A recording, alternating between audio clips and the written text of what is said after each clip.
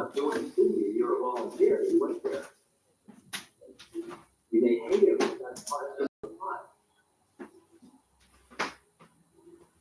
And finally, at first, the rising and falling is like some kind of prison. And your mind keeps wanting to go there and there. And then something swings and you realize the mind is, the breath is who I am. All the rest of this stuff is just thoughts that are grabbing me.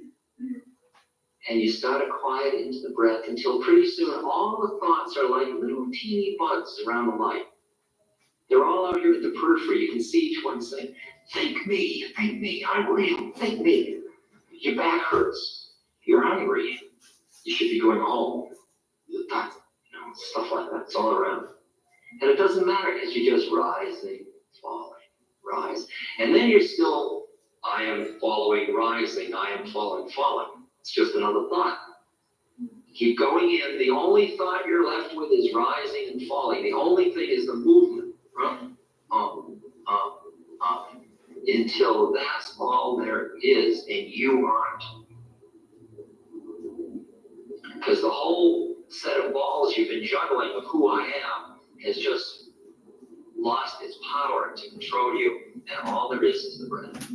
And that is the beginning of the journey from that tradition's point of view. Because then your mind has become so concentrated, it becomes like a laser beam, and it starts to penetrate into the universe. And you start to see, because your awareness gets out of time and you start to see things in a very different way. For example, you'll see something coming at you, which is just light and dark and whatever you're seeing. And then you experience your mind going out and conceptualizing it and saying, hand. See, at this moment, if I hold this up, you see hand. You almost can't be innocent enough to see what you saw as a baby before you learned the term hand. And you return to that place where you can see your mind grab the universe and keep making something out of it. And you come back to the pot where it's all possible again, because your mind hasn't narrowed all the possibility. And the penetration goes deeper and deeper until you see the changing nature of everything. And you see that everything isn't solid, it's just a lot of changing stuff. And you directly experience it. Buddha said, don't just study it and think about it, do it, experience it.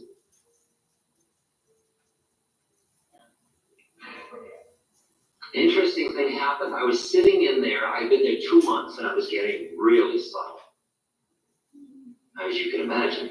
I mean, I no longer cared about anything. And a telegram arrived. All the first month, I was dreaming that a telegram would arrive, and I could escape. By the second month, I didn't want the telegram to come, and then it came. And it reported that my stepmother had cancer. She's going to undergo surgery. My father is very old. My stepmother was considerably younger. She was taking care of my father. I got the telegram, and immediately I thought, I've got to go home. I took the telegram to my teacher. I showed it to him. He said, I would recommend you not go. He said, you're at a very subtle stage of your development now. If you really want to relieve the suffering of others, you have to relieve your own suffering first. Somebody that's caught in quicksand cannot free another. She'll be taken care of. If you go now to try to take care of her suffering out of your feelings you're having now, you will not be able to free her or anybody else, really. You're getting really close. Why don't you stay on and continue to work? You can hear what he's saying. I can hear it. I heard it perfectly, and I said to him, I've got to go home. And we both saw the poignancy of my predicament. That in addition to being a seeker after truth, I am also a Jewish middle-class boy with a family that needs it. It's my karma. and I couldn't deny it.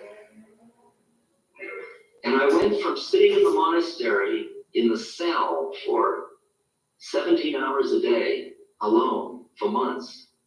Within 3 days of flying, I was in the intensive care ward with doctors and nurses and machines and ugh. And my mind was so quiet that a doctor would come in the room who thought he was a doctor.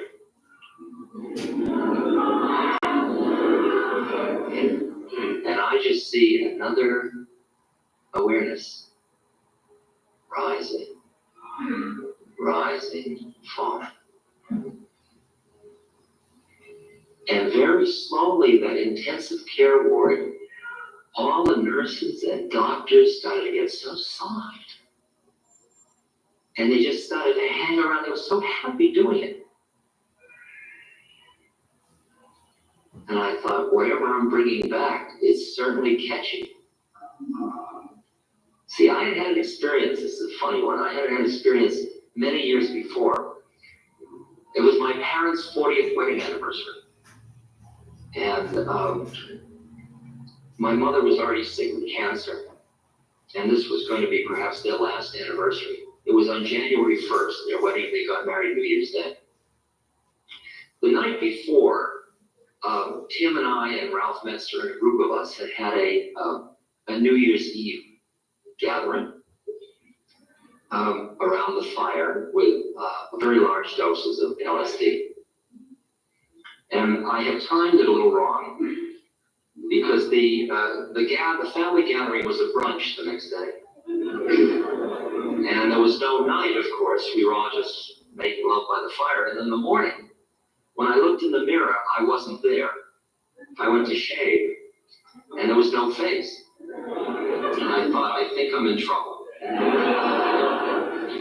So I didn't want to scare myself, so I closed my eyes and I shaved like this, because I knew I'd scare myself.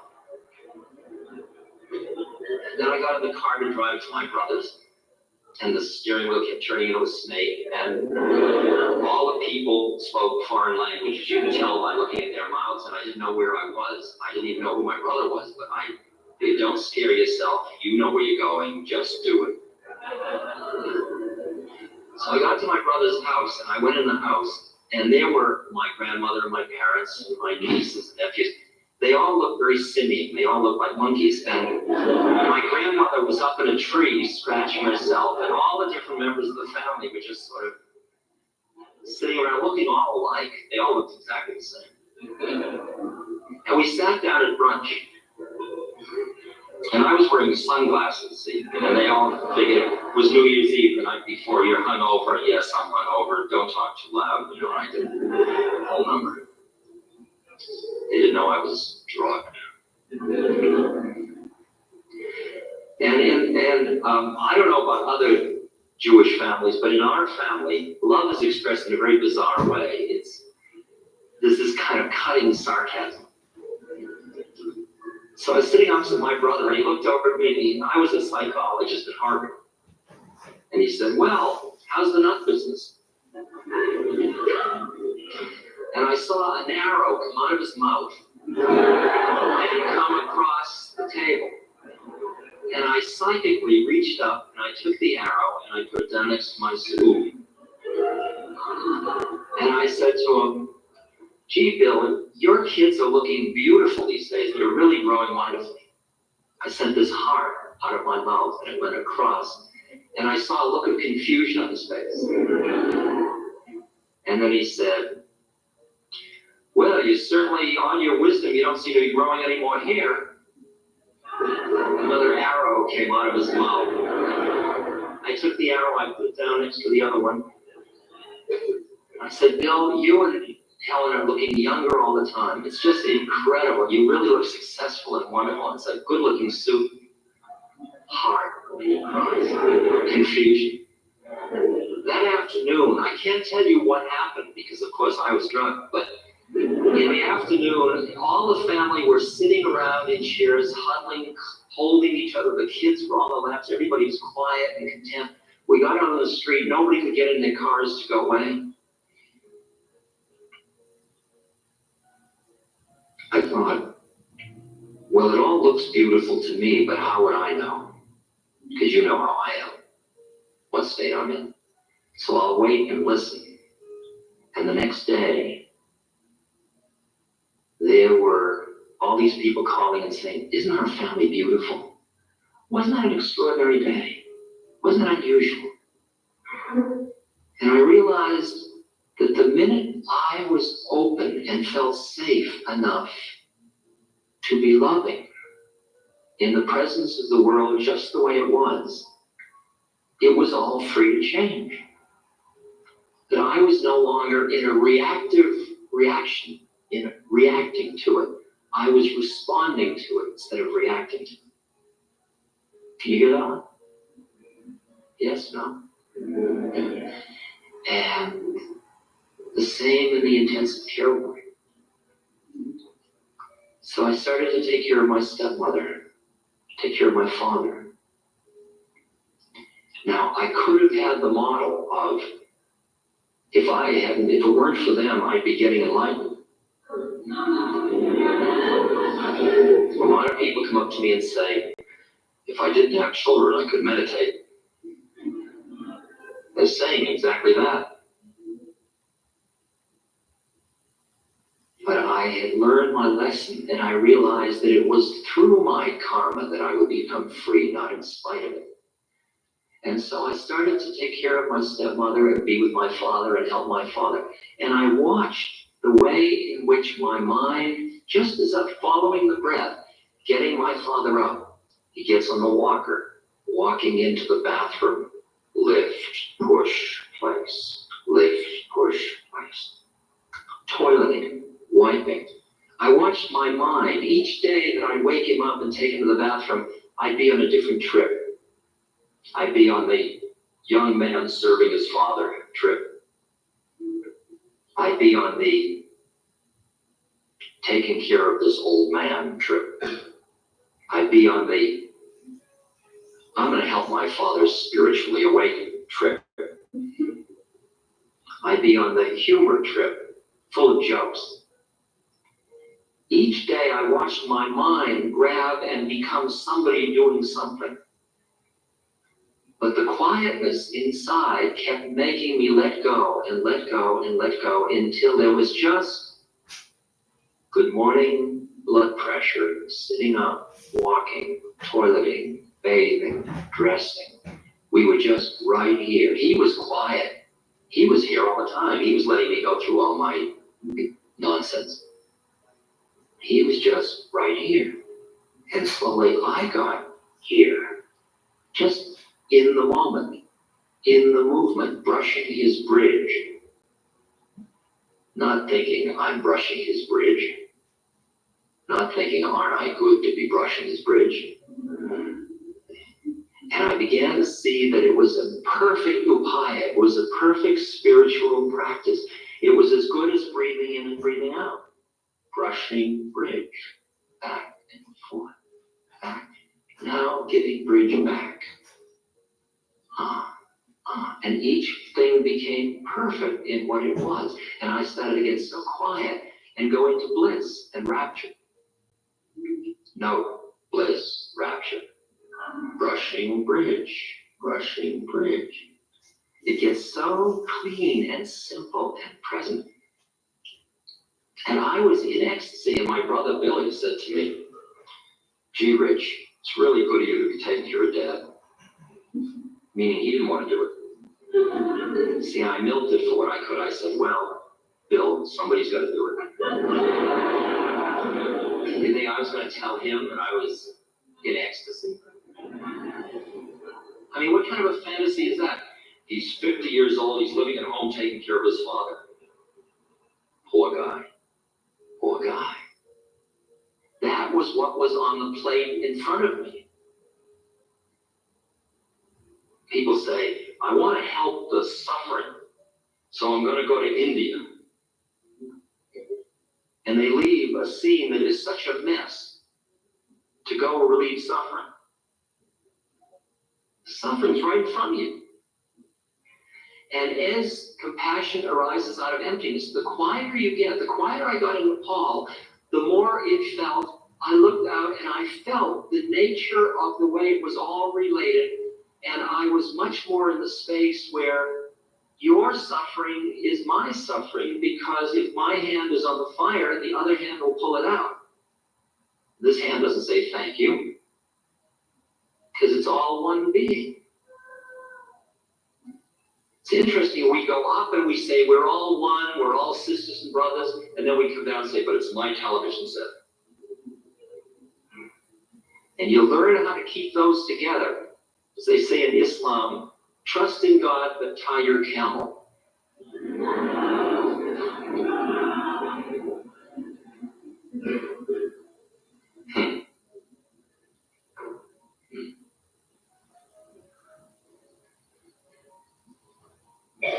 Gandhi said, beautiful quote, I'll read it to you.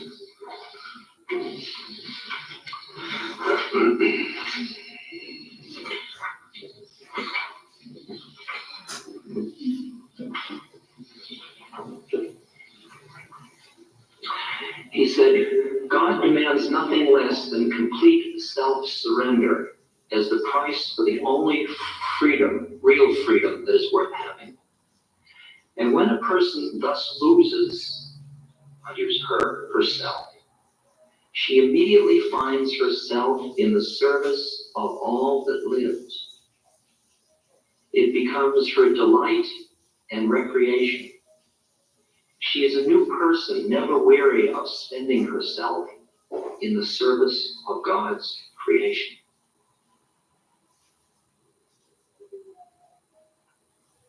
It's interesting that as you extricate yourself from identification with your own I want, I need my space, am I getting enough? What's in it for me? I'm growing old, all that stuff. And you're quiet.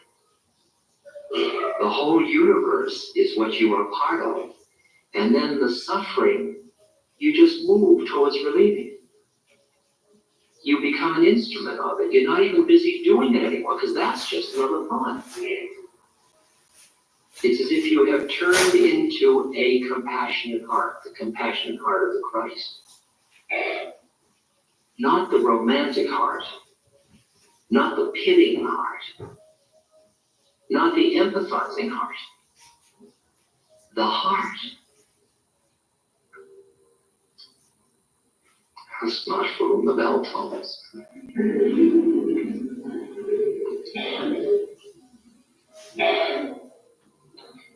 You and I have a spontaneous generosity of heart.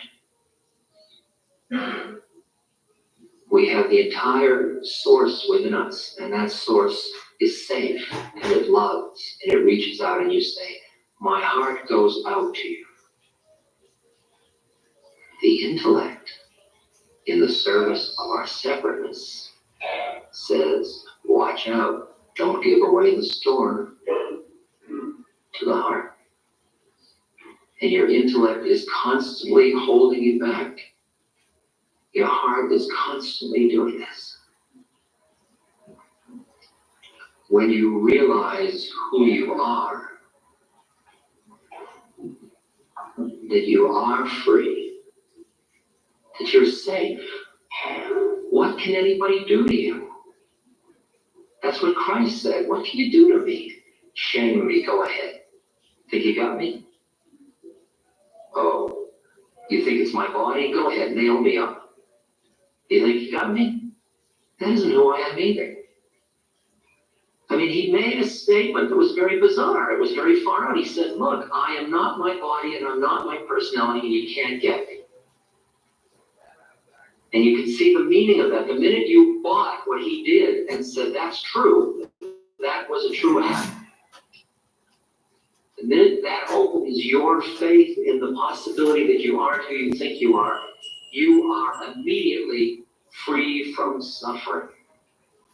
Because from then on, all the suffering becomes a clue to you of where you're holding, and it's a clue to help you with your work.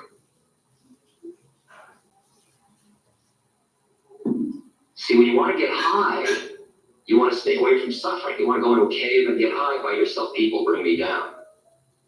I'm not going to New York. It brings me down. Hate cities. They bring me down. I can be high in the country. I can be high with you, but he brings me down. Casper Weinberger really brings me down.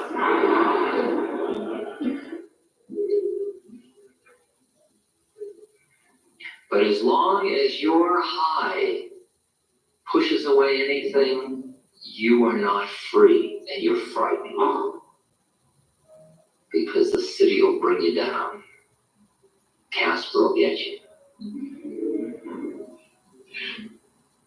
And then you get to the point where you realize that anything that brings you down is your problem. It's a clue to your work on yourself. When somebody is a complete stinker, if you get caught in their stinkerness, it's your problem. And instead of constantly saying, you know, I love you, but I'd love you better if you put your smelly socks in the hamper. That's like looking at oak trees and pine trees and saying, you're great, but it would be better, pine, if you were an oak. Funny, with humans, we're constantly judging each other. Finally, you understand that the stuff that turns you off in the world is your models in your head. And you can finally, somebody rips you off. Okay. You'll be better tying your camel the next time. But if you get angry and judgmental of that person, their mind caught you. You want to get to the point where they're all doing what they're doing. You allow people to incarnate the way they incarnate. You don't sit around judging them. You just appreciate them. And if something gets you, some suffering, like you get cancer or AIDS and you're suffering. I work with AIDS patients. Somebody's young, they're full of life, and suddenly they've got AIDS, and they're facing death and sickness and sores and pain and ugh. It's very seductive. It's hard not to get caught in the drama. How do we help another human being? By not reinforcing the drama. In order not to reinforce the drama, you can't be identified with your own drama.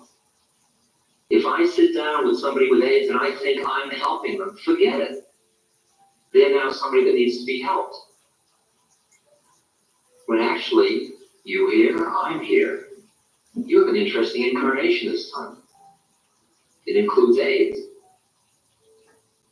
And it's extraordinary that when your mind is quiet enough and you're present enough, somebody else can get loose from their suffering if they're ready.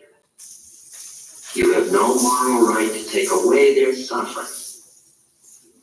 If the Jewish mother wants to sit in the dark, that's her choice. But you can become an environment so spacious that anybody can get free around you that's ready.